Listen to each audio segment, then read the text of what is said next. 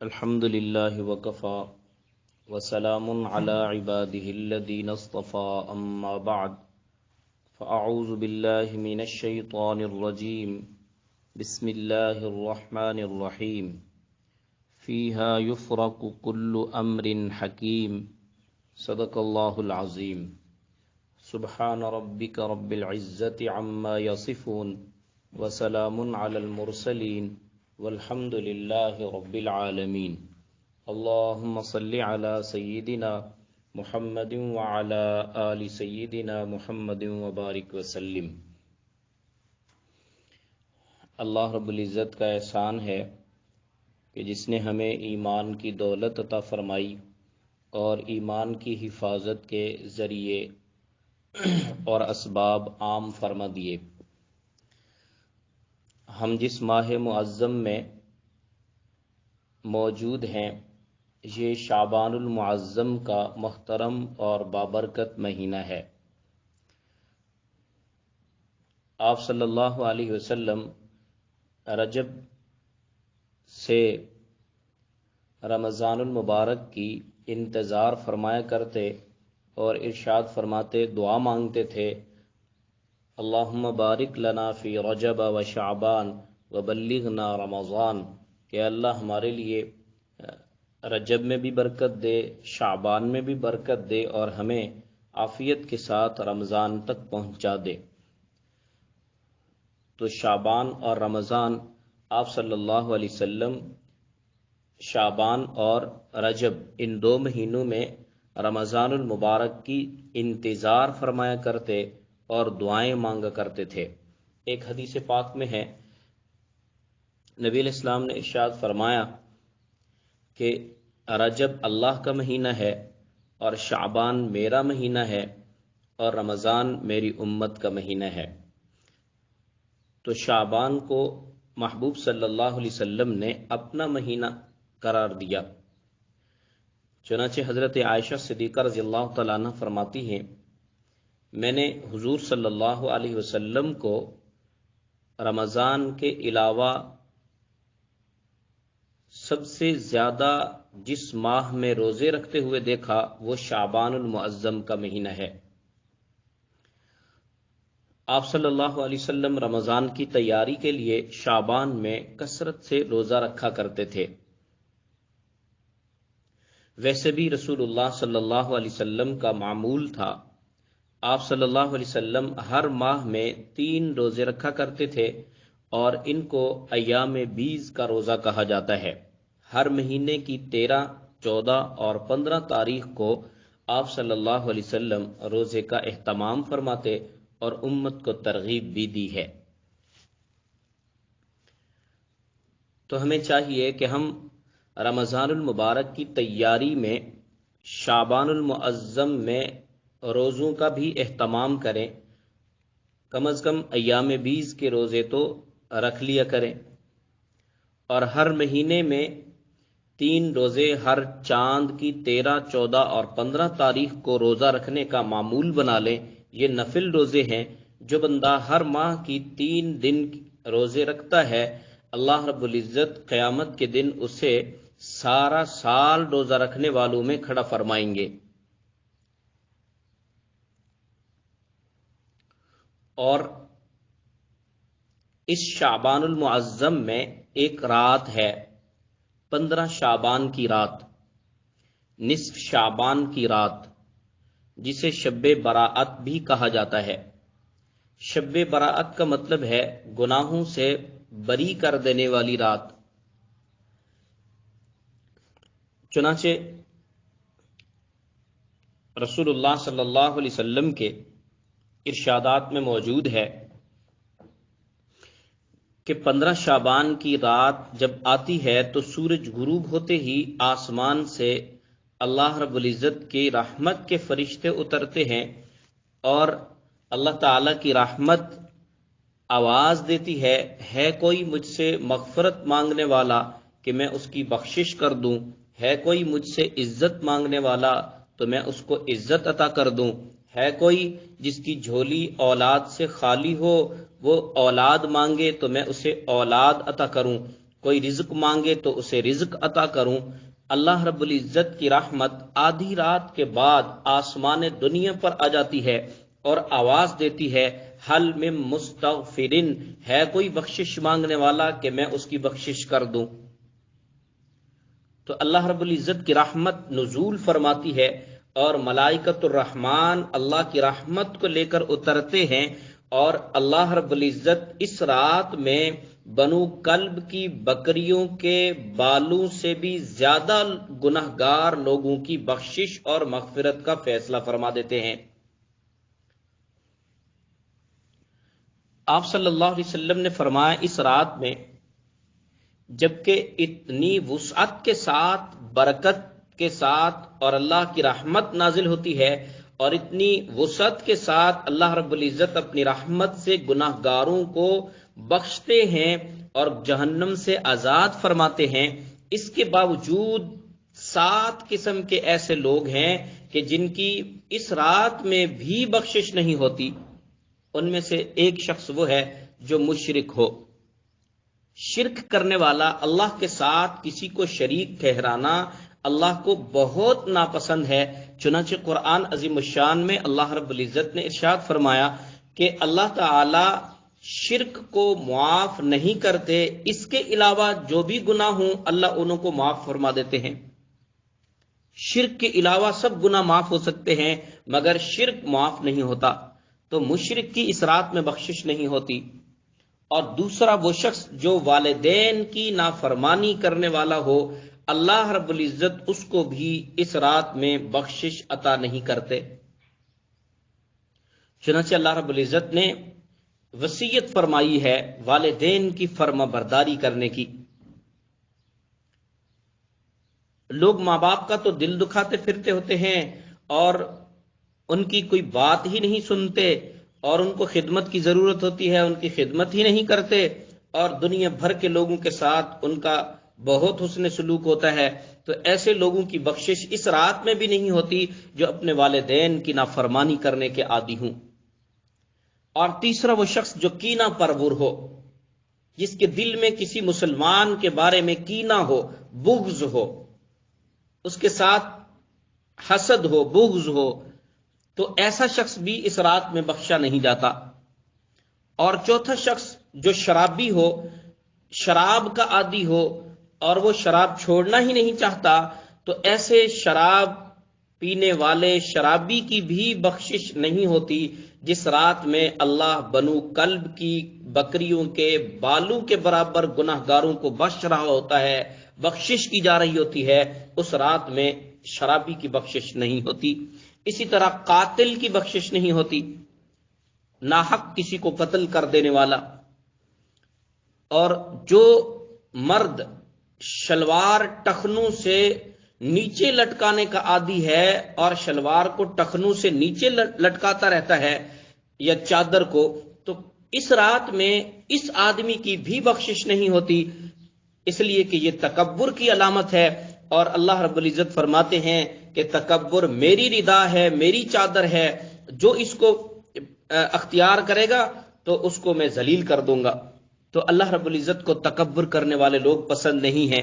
چنانچہ قرآن عظیم الشان میں اللہ تعالیٰ نے عباد الرحمن کا تذکرہ کرتے ہوئے ارشاد فرمایا وَيَمْشُونَ عَلَى الْأَرْضِ هَوْنًا، کہ اللہ کے خاص بندے وہ ہوتے ہیں جو زمین پر عاجزی اور انکساری کے ساتھ چلا کرتے ہیں۔ تو ٹخنوں سے نیچے مرد کا شلوار اور چادر نیچے لٹکانا یہ تکبر کی علامت ہے، اور اس رات میں بھی اللہ رب العزت ایسے آدمی کی بخشش نہیں فرماتے۔ اور 7واں آدمی وہ ہے جو چغل خور ہو، چگلیاں لگاتا پھرے، ایک کی دوسرے کو، دوسرے کی تیسرے کو، اس کی سنی اس کو لگا دی، اس کی سنی اس کو لگا دی، کچھ بڑھا چڑھا کے کم زیادہ کر کے چگلیاں کرنے والا چغل خور آدمی بھی اس رات میں نہیں بخشا جاتا جس رات میں بنو کلب کی بکریوں کے بالوں کے برابر گناہگاروں کی بخشش ہو رہی ہوتی ہے۔ تو 7 قسم کے لوگوں کی اس رات میں بخشش نہیں ہوتی۔ اللہ رب العزت کی طرف سے رحمت آواز دے رہی ہوتی ہے اور بندے غفلت میں پڑے ہوتے ہیں، سخی دینا چاہتا ہے، لینے والا ہی کوئی نہیں ملتا۔ گویا رحمت خدا بندی یہ آواز دیتی ہے، ہم تو مائل بکرم ہیں کوئی سائل ہی نہیں، ہم تو مائل بکرم ہیں کوئی سائل ہی نہیں، راہ دکھلائیں کسے کوئی راہ رو منزل ہی نہیں۔ ہم کس کی بخشش کریں؟ کوئی بخشش تو مانگے، کوئی معافی تو مانگے، کوئی اپنے گناہوں پر ندامت کے آنسو تو بہائے، کوئی اپنے جرموں پر اللہ سے معافی تو مانگے، کوئی اللہ رب العزت سے معذرت تو کرے، توبہ تو کرے۔ جو توبہ ہی نہیں کرتا، معافی ہی نہیں مانگتا، آنسو ہی نہیں بہاتا، اللہ کے سامنے ہی نہیں آتا، تو اس کی بخشش کیسے ہو جائے گی؟ اس لیے رحمت خدا بندی کی طرف سے یہ اعلان ہوتا ہے کہ کس کو راہ دکھلائیں، کوئی راستہ پوچھنے والا ہی نہیں ہے، کس کی بخشش کی جائے، کوئی بخشش مانگنے والا ہی نہیں ہے۔ تو کتنی بدبختی کی بات ہے کہ اللہ رب العزت تو بخشنا چاہتے ہیں اور بندہ بخشش مانگ ہی نہیں رہا، اور لوگ ٹی وی ڈراموں اور دنیا جہان کی کہانیوں اور سوسائٹیوں اور مختلف قسم کے ماحول میں اپنے آپ کو ضائع کرتے ہوئے نظر آتے ہیں، وقت ضائع کرتے ہوئے نظر آتے ہیں۔ حقیقت بات یہ ہے کہ اگر انسان میں عقل ہو اور شعور ہو اور اللہ کے ساتھ کچھ تعلق ہو اور آخرت کا فکر اور قبر اور حشر کا کچھ فکر ہو، تو آدمی کے لیے ہر رات شب قدر اور شب براءت سے بڑھ کر ہے کہ ہر رات اس کے لیے آدمی یہ سمجھے کہ شاید میری زندگی کی آخری رات ہو اور میں سو جاؤں تو اسی طرح ہی قیامت تک کے لیے سلا دیے جاؤں۔ تو اس لیے انسان کو چاہیے کہ ہر رات کو شب قدر جانے، لیلۃ القدر جانے، ہر رات کو شب براءت جانے۔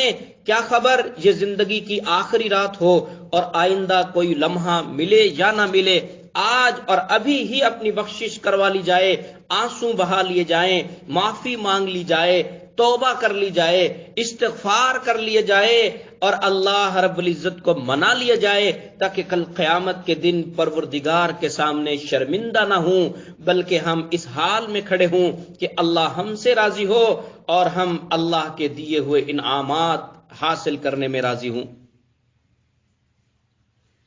اس لیے ہمیں چاہیے کہ ہم 15 شعبان کی رات شب براءت کا خاص اہتمام کریں اور خاص اس کی حفاظت کریں۔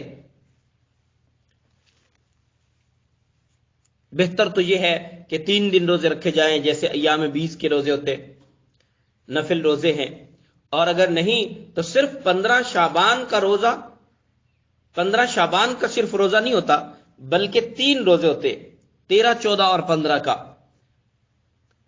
ہاں اگر اس نیت سے رکھ لیں کہ نبی علیہ السلام ہر مہینے میں 13، 14، 15 رمضان کو روزے رکھتے تھے، تو ہم بھی 15 تاریخ کو اسی سنت کی اتباع میں روزہ رکھ رہے ہیں، تو پھر تو ٹھیک ہے۔ صرف 15 شعبان کا روزہ علیحدہ سے شب براءت کی وجہ سے نہیں ہوتا، اور شب براءت میں کوئی خاص قسم کی عبادت نہیں ہے۔ لوگ ضد کرتے ہیں کہ جناب ہمیں تو نوافل اس صورت میں پڑھنے کہ ہم صلاۃ التسبیح پڑھیں، خواتین صلاۃ التسبیح پڑھیں، مجمع لگائے جائیں اور کمکمے جلائے جائیں اور حلوے بنائے جائیں اور دیگیں پکائی جائیں اور خیرات کے انتظامات کیے جائیں۔ یہ سب چیزیں اللہ رب العزت کے پیارے پیغمبر صلی اللہ علیہ وسلم کی شریعت طیبہ میں روا نہیں ہیں، ان سب چیزوں کی ضرورت نہیں ہے۔ یہ تو نفل عبادت ہے، اور نفل عبادت میں تنہائی کی ضرورت ہوتی ہے، اجتماع کی ضرورت نہیں ہوتی۔ اجتماع اور لوگوں کو اکٹھا کرنا ضروری نہیں ہوتا، بلکہ گھر کے کسی کونے میں بیٹھ کے اللہ کے ساتھ لو لگانا ہوتے ہیں اور دعاؤں میں وقت گزارنا ہوتا ہے۔ اور نفل عبادت میں نفل نماز پڑھی جا سکتی ہے، نوافل پڑھتے رہے۔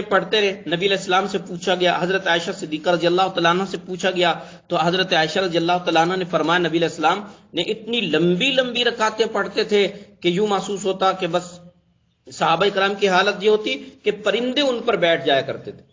لمبی لمبی رکعتیں پڑھنا، اور اتنی لمبی رکعتیں کیسے ہوں؟ ہمیں تو قل هو اللہ کے علاوہ کچھ آتا ہی نہیں۔ تو قرآن یاد ہو تو بندہ پھر قرآن کھڑا ہو کے پڑھے اور پھر اس کی رکعتیں لمبی ہوں، یہ شوق ہی نہیں رہا۔ تو اس لیے ہمیں چاہیے کہ قرآن کا کچھ حصہ حفظ کیا جائے تاکہ ہماری رات کی اور تنہائی کی جو نمازیں ہیں، نفل نمازیں، وہ لمبی سے لمبی رکعتوں کے ساتھ پڑھی جا سکیں۔ تو اس رات میں کرنا کیا ہے، اس رات میں کرنے کا عمل کیا ہے؟ اب بعض خواتین اجتماع کرتی ہیں اور پھر جماعت کی ساتھ جو ہے اس کی صلاۃ التسبیح کی جماعت کراتی ہے اور نماز پڑھتی ہے، تو اس طرح سے تو مکروہ ہے۔ ایک تو عورت کا امام بننا مکروہ ہے، اور دوسرا نفل کی جماعت کرنا مکروہ ہے۔